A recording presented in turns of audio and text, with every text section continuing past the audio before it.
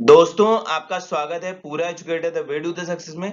आज हम NCERT science class 6 की करने जा रहे हैं। इससे पहले ऑलरेडी हमने चैप्टर फर्स्ट कर दिया है आपके लिए, आप देख सकते हैं। उसमें हमने बात की थी कि फूड कहाँ से आता है, खाना कहाँ से आता है, where does the food come from. और आज के चैप्टर में हम देखेंगे इसी फूड में, इसी खाने में कौन कौन से कंपोनेंट होते हैं, कौन कौन से न्यूट्रिएंट्स प्रेजेंट होते हैं। और जो भी हमारे नए फ्रेंड्स आए हैं, प्लीज हमारे चैनल को सब्सक्राइब करिए। ऐसे ही नए नए वीडियोस मैं आपके लिए रोजाना लाता रहता हूं। तो चलिए शुरू करते हैं आज का हमारा नया चैप्टर, कंपोनेंट्स ऑफ फूड।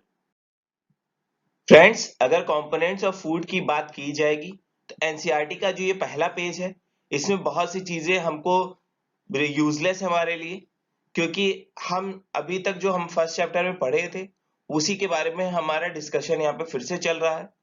तो हम यहाँ पे पहले ही समझ लेंगे कि फूड और कंपोनेंट्स का हम कैसे डिवीजन करेंगे इस चैप्टर में, कैसे हम उसको पढ़ेंगे। तो आपने पहले चैप्टर में यहाँ पे देखा था कि नॉर्थ इंडिया में कुछ और खाना खाया जा रहा था, साउथ इंडियन में कुछ और खाना खाया जा रहा था, और दोनों में काफी डिफरेंस था। लेकिन फिर भी जो हमको चीज चाहिए थी, जो भी हमको इंग्रेडिएंट्स कंपोनेंट जो हमको चाहिए थे अपने शरीर के लिए, वो हमको मिल रहे थे दोनों टाइप के खाने में। ठीक है, तो उसको हम समझने की कोशिश करेंगे कि कहाँ कहाँ आखिर ये क्या क्या चीजें हैं जो हमको चाहिए होती हैं। तो इसको समझने के लिए आप देखिए यहाँ पे लेफ्ट साइड में देखिए, यहाँ पे मैं लिख रहा हूँ। यहाँ पे देखिए सबसे पहले आता है फूड, जो कि हम पढ़ चुके हैं फर्स्ट चैप्टर में, फूड के बारे में कहाँ से वो आता है। फिर फूड में ही आता है इंग्रेडिएंट्स, ये भी हम पढ़ चुके हैं पहले चैप्टर में। ठीक है, इंग्रेडिएंट्स के बारे में हमने डिटेल में पढ़ा है। और इंग्रेडिएंट्स के ही अंदर आता है कंपोनेंट्स। जो ये कंपोनेंट्स हैं वो अब हम इस चैप्टर में पढ़ने जा रहे हैं।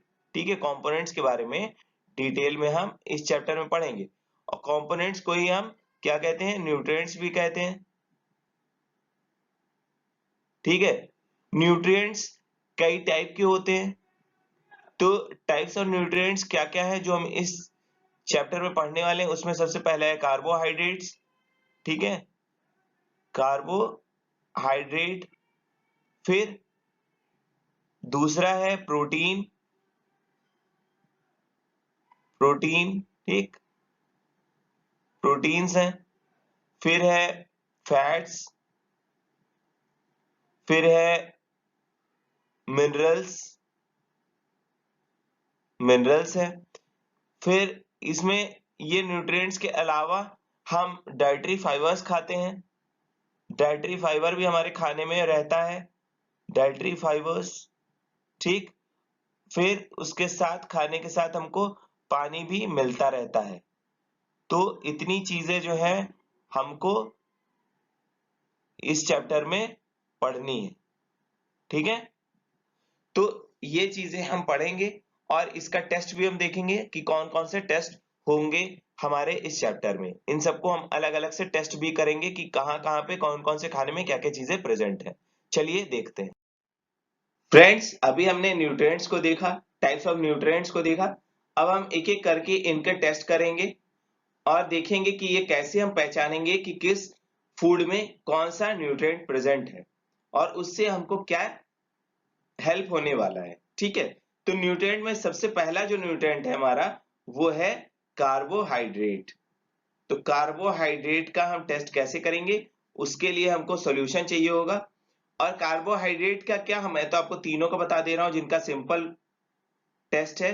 वो है कार्बोहाइड्रेट, दूसरा है प्रोटीन, प्रोटीन्स हो गए, तीसरा है फैट्स। ठीक है, इन तीनों का जो टेस्ट है ये सिंपल टेस्ट है। इन तीनों का टेस्ट होगा वो सिंपल टेस्ट होगा। ठीक है, सिंपल टेस्ट के लिए हमको कुछ सॉल्यूशन चाहिए होंगे और वो अभी मैं आपको बता दे रहा हूं कि वो सॉल्यूशन कैसे तैयार किया जाएगा। तो अभी सबसे पहले मैं इन तीनों में से कार्बोहाइड्रेट का डिस्कशन करूंगा और पहले मैं आपको तीनों का सॉल्यूशन बनाना बता देता हूं। तो अगर आप तीनों के सॉल्यूशन को देखिए तो यहाँ पे दे रखा है हम कार्बोहाइड्रेट जो पहले करेंगे उसमें हमको आयोडीन सॉल्यूशन चाहिए होगा, तो आयोडीन सॉल्यूशन के लिए ये देखिए कॉर्नर में मैंने टिक लगाया है। तो यहाँ पे हमको क्या चाहिए होगा, हमको डाइल्यूट आयोडीन सॉल्यूशन चाहिए होगा। तो इसको बनाने के लिए हमको कुछ आयोडीन के ड्रॉप चाहिए होंगे हाफ फिल्ड वाटर ट्यूब में, ठीक है।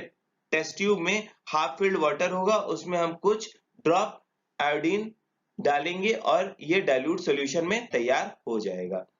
और फिर नेक्स्ट सॉल्यूशन है वो है कॉपर सल्फेट का। कॉपर सल्फेट बनाने के लिए 2 ग्राम का मैं सल्फर कॉपर सल्फेट लूंगा, उसको मैं डिप करूंगा किसमें, 100 मिलीलीटर में वाटर के, ठीक। ये दूसरा सॉल्यूशन है कॉपर सल्फेट का।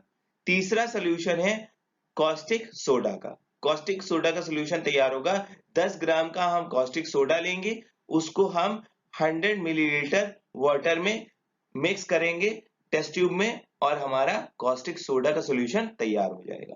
और अब देखिए हम अब टेस्ट करने जा रहे हैं जो ये कार्बोहाइड्रेट है। कार्बोहाइड्रेट कई टाइप के होते हैं और इसमें प्रेजेंट होता है स्टार्च, ठीक है, स्टार्च होगा और होगा इसके साथ शुगर होगा, ठीक है। तो अब इनका हम टेस्ट कैसे करेंगे, देखिए रॉ मटेरियल लेंगे, हम रॉ फूड लेंगे, ठीक है, रॉ फूड लेंगे और उसके साथ हम उसमें हम 2-3 ड्रॉप आयोडीन का मिलाएंगे और अगर उसका कलर ब्लू ब्लैक में चेंज हो जाता है, धीरे से आप देखेंगे जो रॉ मटेरियल हम लेंगे कार्बोहाइड्रेट का वो तो हमको पता नहीं होगा, ये टेस्ट से पता चलेगा। और जब वो रॉ मटेरियल जो फूड होगा उस पे 2-3 ड्रॉप का आयोडीन सॉल्यूशन डालेंगे और अगर वो ब्लू ब्लैक में चेंज हो जाता है, ये कंफर्म कर देता है कि कार्बोहाइड्रेट में स्टार्च प्रेजेंट है। तो ये हमारा टेस्ट कंफर्म कर देगा कार्बोहाइड्रेट का कि कार्बोहाइड्रेट में स्टार्च होता है। आप जानते हैं अभी मैंने बताया कार्बोहाइड्रेट में जब हम 2-3 ड्रॉप डालेंगे तो स्टार्च का कंफर्म हो जाएगा, इसका मतलब कि इसमें स्टार्च प्रेजेंट है सॉल्यूशन में, ठीक है। इससे कंफर्म हो जाएगा ब्लू ब्लैक कलर देखते ही, जब ब्लू ब्लैक कलर दिखेगा, ब्लू और ब्लू ब्लैक कलर दिखेगा, that means it is confirmed that it is a carbohydrate, ठीक है। चलिए अब नेक्स्ट हम देखते हैं कि और कौन से। फ्रेंड्स अभी हमने कार्बोहाइड्रेट का टेस्ट किया, अब हम प्रोटीन का टेस्ट करेंगे, ठीक है।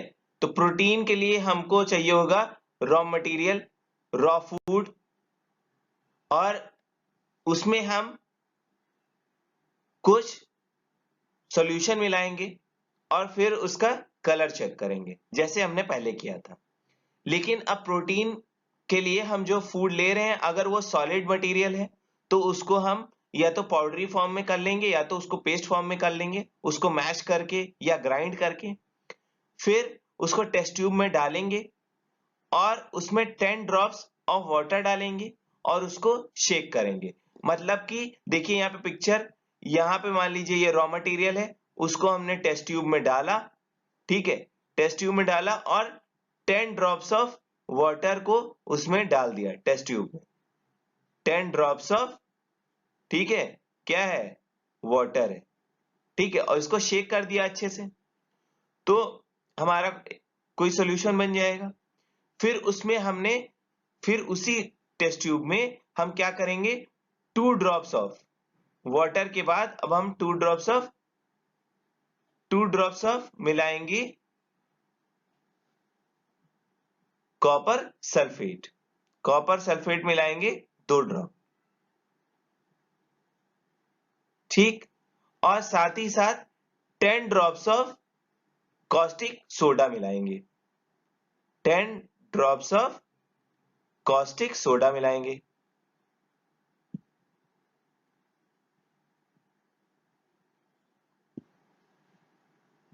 ठीक। जब इसको अच्छे से मिला लेंगे, हिला लेंगे अच्छे से, फिर हम कुछ देर के लिए छोड़ देंगे उस सॉल्यूशन को, और धीरे से आप देखेंगे कि अगर उस फूड में प्रोटीन प्रेजेंट होगा तो इसका कलर, इस जो टेस्ट ट्यूब का कलर आप देखेंगे सॉल्यूशन का, ये धीरे से वेलवेट में बदल जाएगा। क्या कलर हो जाएगा? फ्रेंड्स, अभी हमने कार्बोहाइड्रेट्स का टेस्ट किया, फिर हमने प्रोटीन्स का टेस्ट किया, अब हम फैट्स का टेस्ट करेंगे।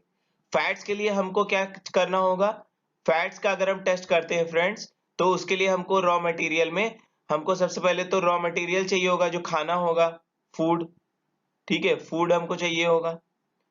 फूड में फिर उसके बाद हम लेंगे एक पेपर। ठीक, फूड के बाद एक पेपर लेंगे और इसको रैप कर देंगे इसमें। जो ये फूड होगा इसको हम रैप कर देंगे इस पेपर में।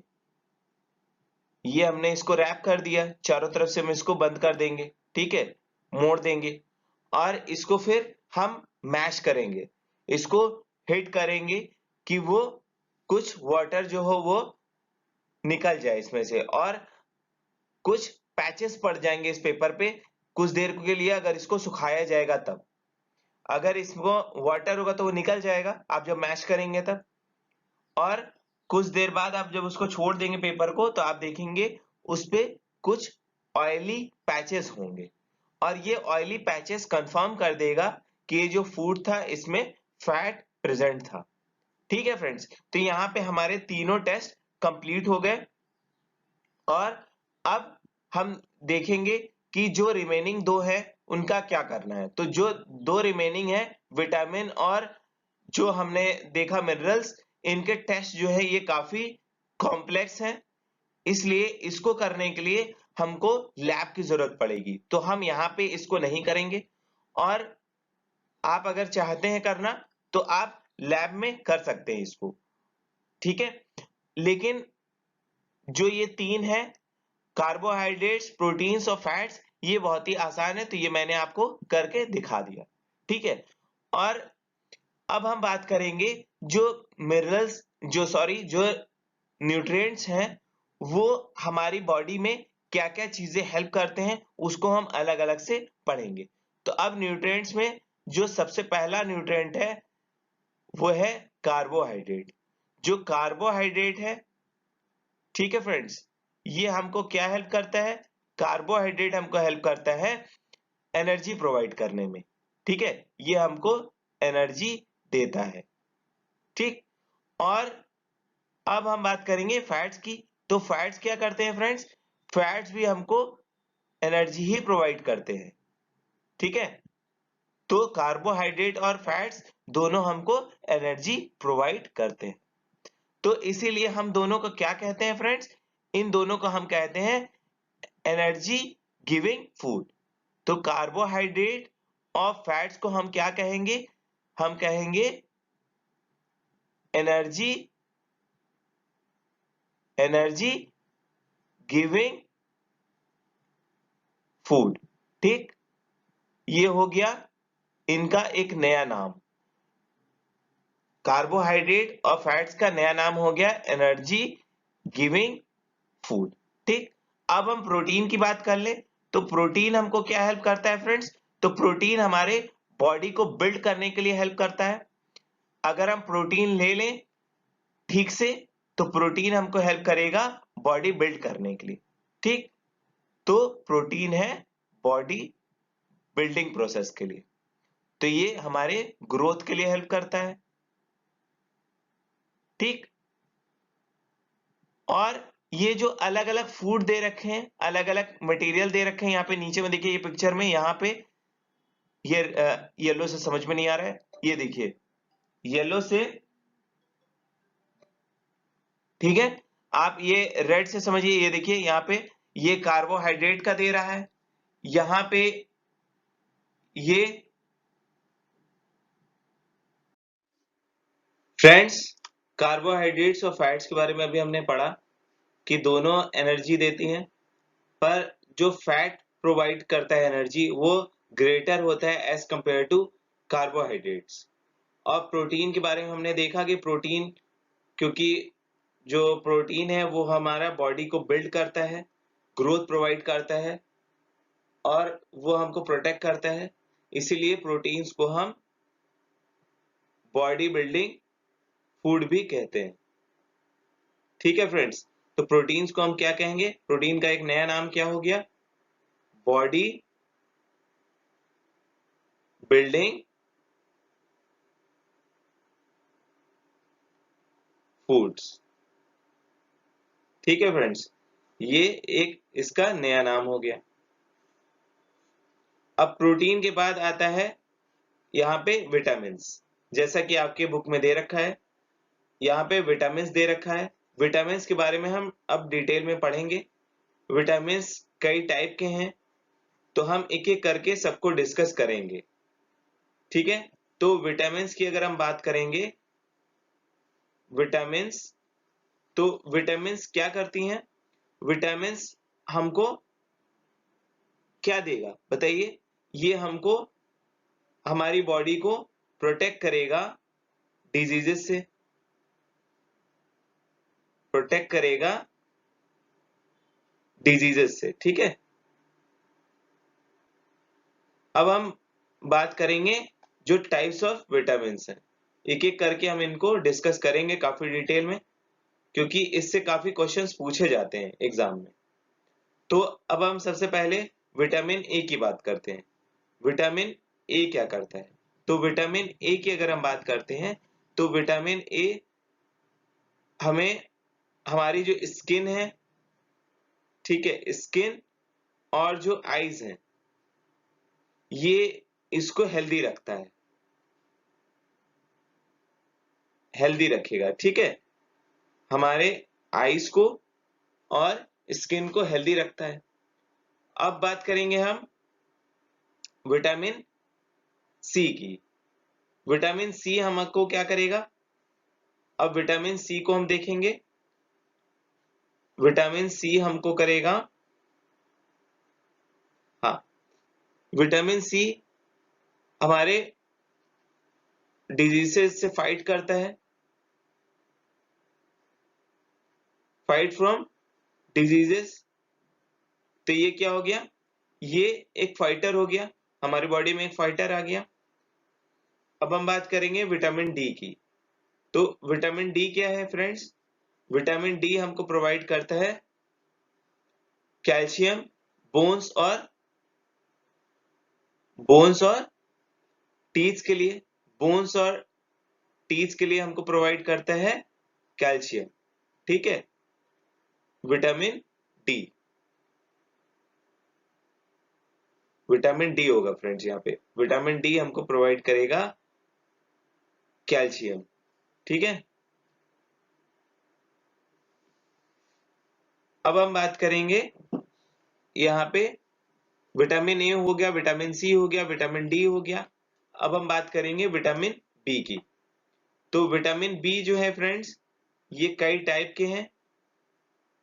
ये मेनली विटामिन बी कॉम्प्लेक्स होता है। ये हमको, आप जब बीमार पड़ते हैं तो आप ध्यान दीजिएगा, जो भी दवाएं होती हैं ये विटामिन बी कॉम्प्लेक्स दी जाती है आपको। ये आपको एनर्जी प्रोवाइड करता है कि आप डिजीजेस से लड़ सकें, और आपके इम्यून सिस्टम को ये बढ़ाता है। ठीक है फ्रेंड्स, अब हम बात करेंगे विटामिन सॉल्युबल किस में होते हैं। अगर विटामिन का हम देखें कि फैट सॉल्युबल विटामिन कौन कौन से हैं, तो अगर फैट सॉल्युबल विटामिन देखा जाए, फैट सॉल्युबल, ठीक है, फैट सॉल्युबल विटामिन हैं vitamin A, vitamin D, vitamin के और विटामिन ई।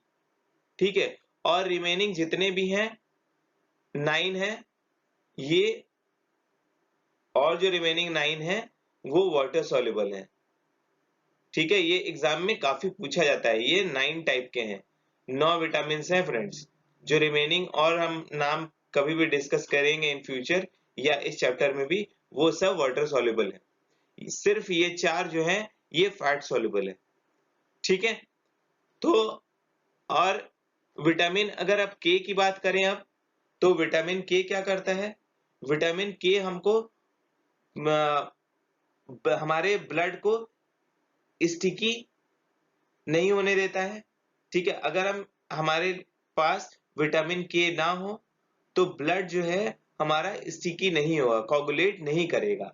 और विटामिन ई की अगर बात की जाएगी तो विटामिन ई हेल्प करता है रेड ब्लड सेल बनाने में।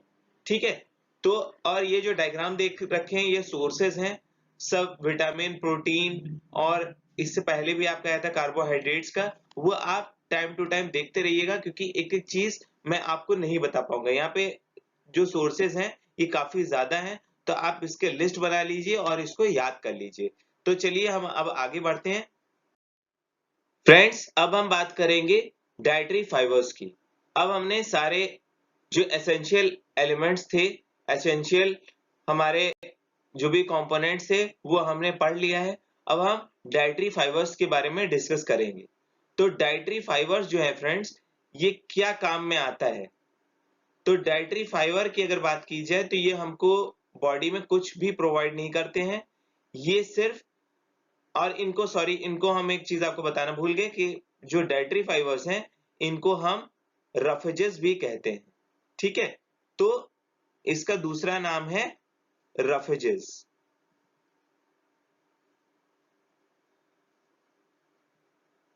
हाँ, अब हम बात करेंगे इनके बारे में। तो डाइटरी फाइबर्स क्या है? ये भी हमारे बॉडी में कुछ भी प्रोवाइड नहीं करते हैं।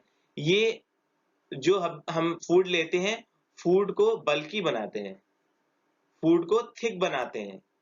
ठीक है, जो भी हम फूड खाते हैं उसको क्या करते हैं, ये बल्की बनाते हैं। और जो अनवांटेड है, अनडाइजेस्टेड फूड है, उसको इजेक्ट आउट करता है, ये निकाल देता है।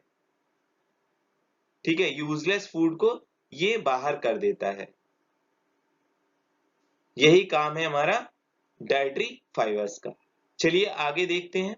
और जो सोर्सेस हैं इसके अलावा, जो भी डाइटरी फाइबर्स के अलावा जो भी एसेंशियल चीजें हैं जैसे आयोडीन, फास्फोरस, आयरन और कैल्शियम, इनके सोर्सेस दे रखे हैं, इसको डिटेल में आप पढ़ लीजिए। और यहाँ पे ये भी दे रखा है कि कुछ फूड होते हैं जिसमें कुछ कंपोनेंट्स ज्यादा होते हैं और कुछ कंपोनेंट्स कम होते हैं। और ये भी हो सकता है कि एक ही फूड में कई कंपोनेंट्स प्रेजेंट हो। जैसे कि अगर राइस की हम बात करते हैं तो राइस में कार्बोहाइड्रेट्स ज्यादा होता है, इसीलिए हम राइस को carbohydrate rich source of food कहते हैं। ठीक है, यहाँ पे कार्बोहाइड्रेट्स ज्यादा है राइस में, इसीलिए हम सोर्स ऑफ फूड यहाँ पे रिच है कार्बोहाइड्रेट का, राइस। रफेजेस के बाद फ्रेंड्स हम अब बात करेंगे वाटर की। वाटर का क्या काम होता है? वाटर एब्जॉर्ब करता है न्यूट्रिएंट्स को, न्यूट्रिएंट्स को एब्जॉर्ब कर लेता है खाने से। ठीक है, खाना जो हम खाते हैं उससे न्यूट्रिएंट्स को वो एब्जॉर्ब कर लेता है, मतलब वो खींच लेता है बाहर। और ये हेल्प करता है जो भी वेस्ट प्रोडक्ट्स हैं, वेस्ट चीजें हैं हमारे शरीर में, उसको बाहर करने के लिए। और वो कैसे बाहर करेगा? या तो यूरिन के द्वारा करेगा, ठीक है, सॉरी, या तो वो यूरिन के द्वारा करेगा, ठीक है, यूरिन के द्वारा करेगा, या वो करेगा स्वेट के द्वारा, पसीने के द्वारा बाहर कर देगा। इन दो चीजों के कारण वो बाहर कर देगा। ठीक है, और हम ज्यादा से ज्यादा पानी पीते हैं क्योंकि आप जानते हैं कि हमारे बॉडी में मैक्सिमम पार्ट जो है वो वाटर ही है। ठीक है, इसलिए उसको मेंटेन रखना भी बहुत जरूरी है। और हम इसीलिए मैक्सिमम सारी चीजों में हम वाटर ही लेते हैं। और आप जब खाना भी बनाते हैं, कोई भी चीज करते हैं, तो उसमें आप पानी का इस्तेमाल इसीलिए ज्यादा करते हैं। ठीक है, और कुकिंग में भी हम ऐसे भी खाना बनाते हैं, नॉर्मली भी, तो हम हर चीज में, आप जो फल खाते हैं फल में भी पानी होता है, सब्जी आप खाते हैं उसमें भी पानी होता है। तो हम नॉर्मली भी पानी पीते हैं, और जैसे दिन भर में हम दूध पीते हैं, पानी ऐसे पीते हैं, चाय पीते हैं, सब में पानी होता ही है। इसीलिए पानी हमारे लिए बहुत जरूरी है। ठीक है फ्रेंड्स, तो आप ये समझ गए कि पानी हमारे लिए क्यों जरूरी है। तो अब पानी के बाद सबसे इंपॉर्टेंट बात आती है कि बैलेंस डाइट क्या है।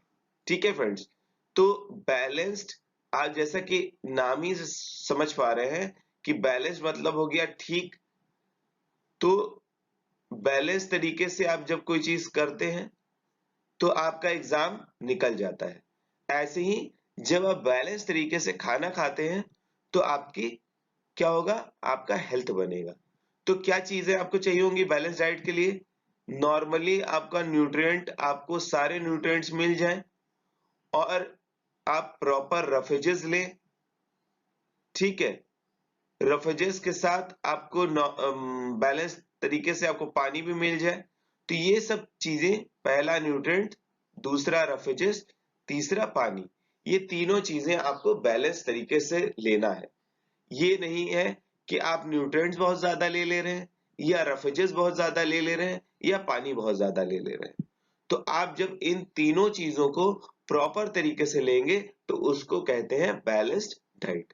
और बैलेंस्ड डाइट हम किस तरीके से ले सकते हैं? जैसा आपका काम होता है, अकॉर्डिंग टू योर वर्क, जैसा आपका काम होगा उस हिसाब से आप बैलेंस डाइट लेंगे। अगर आदमी बैठने का काम ज्यादा करता है तो वो खाना उतना नहीं खाएगा, लेकिन अगर उसका फिजिकल काम ज्यादा है तो उसको खाना ज्यादा खाना पड़ेगा।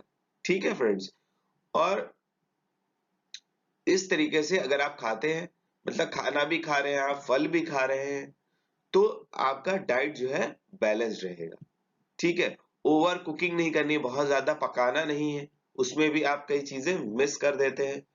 या आप फल को या सब्जी को आप बहुत धुलेंगे नहीं, उसमें भी आप काफी चीजें मिस कर देते हैं, न्यूट्रिएंट्स कई मिस हो जाते हैं। ठीक है, वो गायब हो जाते हैं, क्योंकि इस आप जानते हैं कि फल या तो सब्जी में सरफेस पे ही कई न्यूट्रिएंट्स होते हैं, तो अगर आप उसको धुल देंगे तो वो बह जाएगा, वो निकल जाएगा।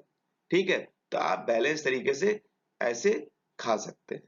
ठीक है फ्रेंड्स, अभी फ्रेंड्स हमने देखा कि अगर हम बैलेंस डाइट लेते हैं, अगर हम ठीक से न्यूट्रिएंट्स को खाते हैं, रफेजेस को खाते हैं और पानी को लेते हैं, तो क्या होगा, हमारा शरीर एकदम सही होगा, हेल्दी होगा।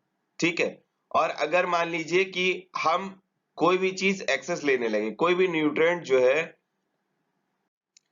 अगर हम एक्सेस लेने लगे, ठीक है, अगर न्यूट्रिएंट हम ज्यादा ले लें कोई भी, तो प्रॉब्लम आ जाएगी हमारे साथ ओबेसिटी की। ठीक है, अब आपके दिमाग में आएगा कि ये ओबेसिटी क्या चीज है। तो ओबेसिटी कुछ नहीं है, अगर आप हिंदी में समझना चाहते हैं, ओबेसिटी का मतलब होता है मोटापा। आपका शरीर मोटा होने लगेगा, अनहेल्दी हो जाएगा, और जैसे ही शरीर मोटा होने लगता है तो आप बीमार पड़ने लगते हैं। ठीक है, तो अब हम बात करेंगे ओबेसिटी में ही, देखिए ये क्या है, एक तरह की बीमारी है। तो अब हम मेनली बात करेंगे बीमारी की, डिजीजेस की। ठीक है, कि अब ये डिजीजेस क्या है या डेफिशिएंसी क्या चीज है। ठीक है, किसी चीज की जब कमी हो जाती है, न्यूट्रिएंट कोई भी अगर कम हो जाता है, अभी तो हम बात कर रहे थे एक्सेस की, अब अगर कोई न्यूट्रिएंट लेस हो जाता है, कम हो जाता है, तो हमारे शरीर में हो जाती है उस न्यूट्रिएंट की डेफिशिएंसी। ज्यादा दिन तक अगर हम कोई न्यूट्रिएंट नहीं लेते हैं तो उस न्यूट्रिएंट की हमारे शरीर में कमी हो जाती है। ठीक है फ्रेंड्स, तो अब हम बात करेंगे डेफिशिएंसी के बाद, अब हम बात करेंगे डेफिशिएंसी डिजीजेस की। तो अब डेफिशिएंसी डिजीजेस क्या है? डेफिशिएंसी डिजीजेस को हम नेक्स्ट स्लाइड में अच्छे से समझेंगे, लेकिन यहां पे हम बस ये समझ ले रहे हैं कि डेफिशिएंसी डिजीज वो है जब काफी दिन तक हम कोई न्यूट्रिएंट नहीं लेते हैं, तो उसके कारण हमारे शरीर में डिजीज हो जाता है, बीमारी हो जाती है और हमारा बॉडी डिसऑर्डर में आ जाता है। तो हमको वो न्यूट्रिएंट भी प्रॉपर लेना चाहिए। ठीक है, अगर हम प्रॉपरली सारे न्यूट्रिएंट लेंगे तो किसी भी न्यूट्रिएंट की हमारे शरीर में डेफिशिएंसी नहीं होगी, कमी नहीं होगी और फिर डिजीज नहीं होगा। ठीक है, तो अब हम बात करेंगे प्रोटीन की। अगर प्रोटीन की हमारे शरीर में कमी हो जाती है तो क्या क्या प्रॉब्लम आना शुरू हो जाएगा। अगर हम ज्यादा दिन तक प्रोटीन को नहीं खाते हैं तो हमारे शरीर में स्टंटेड ग्रोथ हमको दिखेगा। स्टंटेड ग्रोथ मतलब कि अच्छे से ग्रोथ नहीं होगा, रुकता हुआ नजर आएगा हमारा ग्रोथ। फिर स्वेलिंग आने लगेगी, फूलने लगेगा हमारा चेहरा। ठीक है, स्वेलिंग ऑफ फेस हमको दिखेगा। फिर हमको दिखेगा डिसकलरिंग। डिसकलरिंग क्या चीज है? आपके बाल या शरीर में क्या होगा? डिसकलरेशन हो जाएगा। ठीक है, मेनली यहाँ पे हेयर की बात कर रहा है, डिसकलरेशन ऑफ हेयर। आपका बाल सफेद होने लगेगा। फिर स्किन डिजीजेस होने लगेंगी। जो स्किन है उसमें आपके डिजीजेस होने लगेंगे और डायरिया की प्रॉब्लम आने लगेगी। ठीक है, तो ये सब चीजें हमारी प्रोटीन के कारण होने लगेगा। ये सब प्रॉब्लम प्रोटीन के कमी से ये सब चीजें हमको दिखने लगेंगी। अब हम बात करेंगे प्रोटीन के साथ साथ अगर कार्बोहाइड्रेट की भी कमी हो जाए। ठीक है, अगर प्रोटीन के साथ कार्बोहाइड्रेट की भी अगर कमी हो जाए तब क्या होगा। ठीक है, तो अगर प्रोटीन के साथ हमारा कार्बोहाइड्रेट की भी कमी हो जाती है तो जो ग्रोथ हमको दिखता था अभी तक जब हम लंबे हो रहे थे वो अचानक से रुक जाएगा। ठीक है, ग्रोथ कंप्लीटली रुक जाएगा, स्टॉप कर जाएगा। ठीक, ये हो जाएगा अगर प्रोटीन और कार्बोहाइड्रेट की कमी हो जाए। फिर हम देखेंगे कि जो हमारा शरीर है वो क्या हो रहा है? लीन हो जा रहा है, एकदम से हम दुबले हो गए हैं। ठीक है, लीन हो जाएगा और थिन हो जाएगा। हम एकदम से दुबले हो जाएंगे, कमजोर हो जाएंगे। ठीक है, हम वीक हो जाएंगे, हमारे पास ताकत नहीं रह जाएगी। ये सब प्रॉब्लम हमको दिखने लगेगा जब प्रोटीन की और कार्बोहाइड्रेट की हमारे शरीर में कमी होने लगेगी। ठीक है फ्रेंड्स, अब अगर बात हम करेंगे विटामिन की। अगर विटामिन की कमी हो जाएगी तो हो सकता है कि हमारे आंखें कमजोर हो जाए, या क्योंकि कई तरह के विटामिन है ना फ्रेंड्स, तो हम उनका डिस्कशंस अब नेक्स्ट स्लाइड में हम एक चार्ट में डिस्कस करेंगे अच्छे से।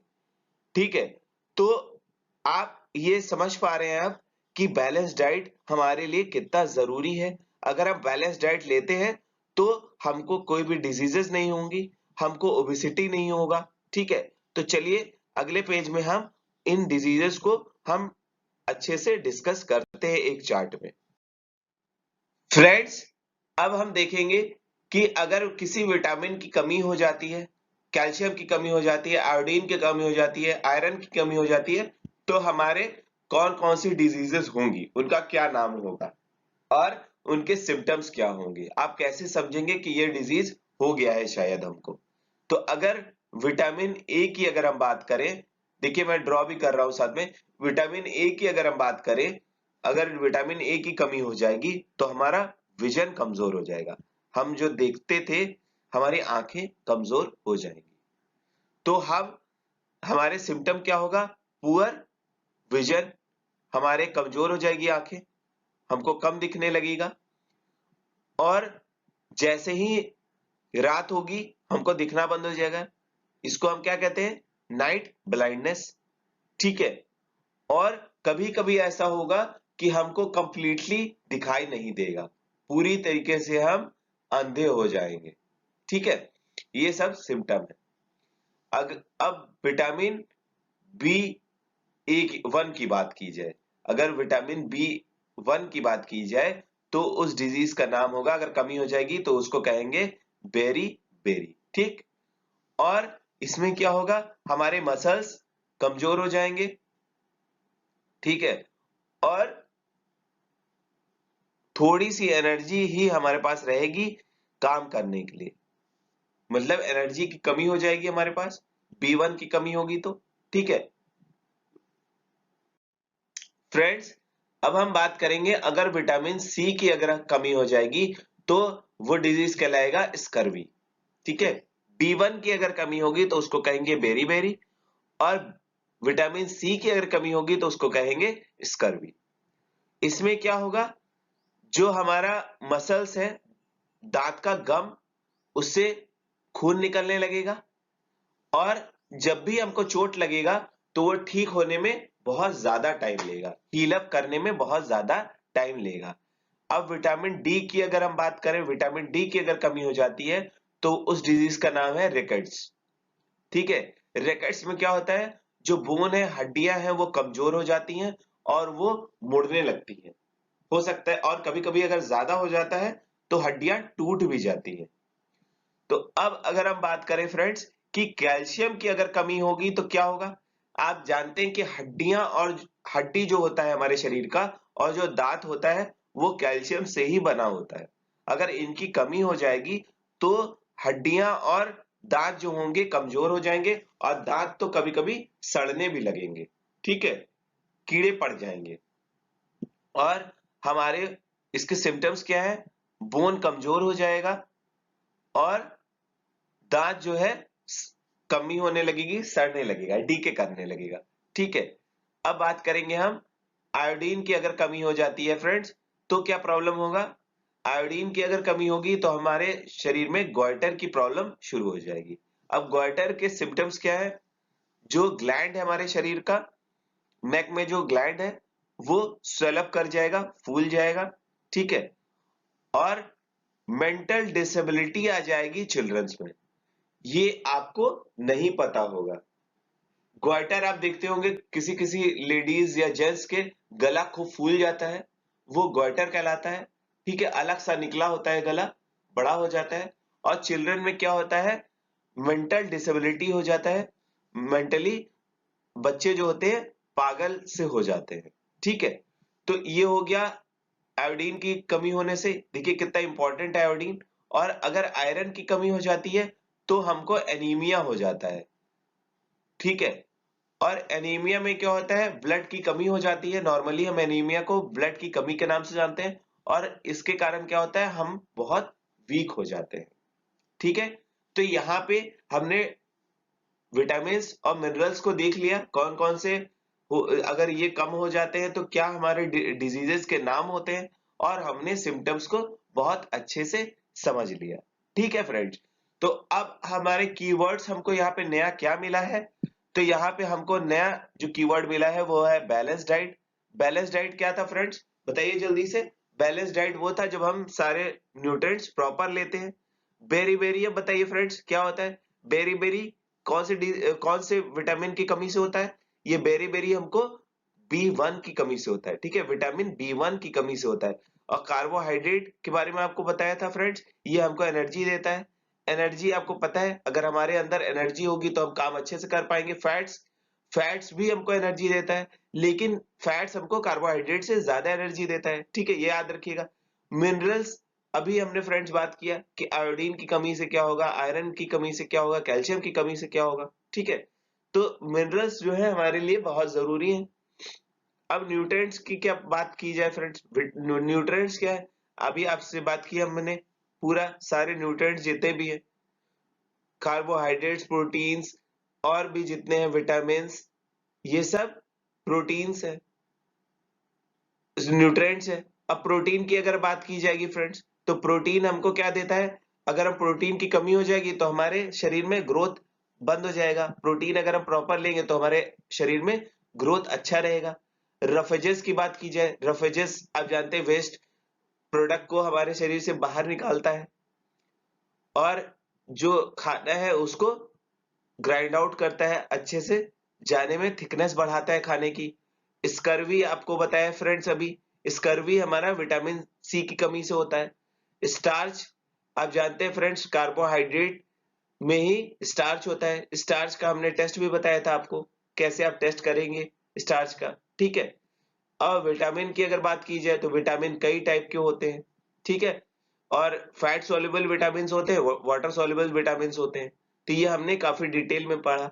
अब यहाँ पे आप समरी आप खुद से पढ़ेंगे। ठीक है, आपको हमने पूरा चैप्टर पढ़ा दिया है, अब आप समरी खुद से पढ़िए। अगर आपको कोई चीज नहीं समझ में आती है तो मैं आपको फिर से बताने के लिए तैयार हूं, लेकिन आप इसको कमेंट सेक्शन में बताएंगे कि आपको क्या प्रॉब्लम हो रही है। अगर समझ में आ रहा है तो वो भी आप कमेंट करिए कि आपको अच्छे से समझ में आ रहा है। तो थैंक यू फ्रेंड्स, और बहुत जल्द हम आपके लिए ऐसा ही एक नया वीडियो भी लाएंगे। Thank you friends. If you like our work, please subscribe to the channel Pura Educator the way to the success and share the videos with your friends. Please comment below if you want anything new to be done, and if you want to convey something. दोस्तों, अगर आपको हमारा काम पसंद आ रहा है तो please subscribe करें पूरा educator the way to the success को, शेयर करिए इस वीडियो को ज्यादा से ज्यादा अपने दोस्तों से, और कमेंट करिए अगर आप कुछ नया चाहते हैं तो। और बहुत जल्द हम आपके लिए ऐसे ही और वीडियो लाते रहेंगे। Thank you once again.